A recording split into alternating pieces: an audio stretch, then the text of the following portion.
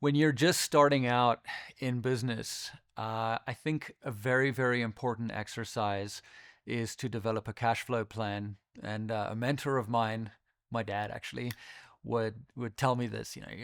Son, you need to create a cash flow plan. He doesn't talk like that. He actually has a South African accent. But son, you need to create a cash flow plan. And it's like, okay, boring, whatever. I want to code, but I realized the power of doing this once I got into a spreadsheet and started playing with it.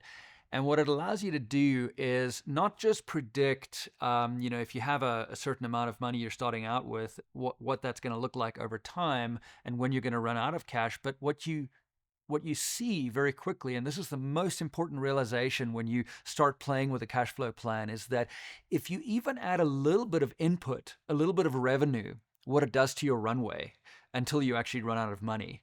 And it's really startling when you model this, and you have to do it yourself. You have to play with it. But what you realize is that whatever product you launch, whatever service you launch, you have to launch it with a revenue model from day one. Because if you're a startup, what that does is it extends your runway incredibly. You might think, well, that's not going to make me wealthy. No, that like $500 that came in actually does amazing things for your runway, especially if it happens the next day and the following day. So it's a very important exercise to go through, especially if you want to actually retain 100% ownership of your business and not have to raise money.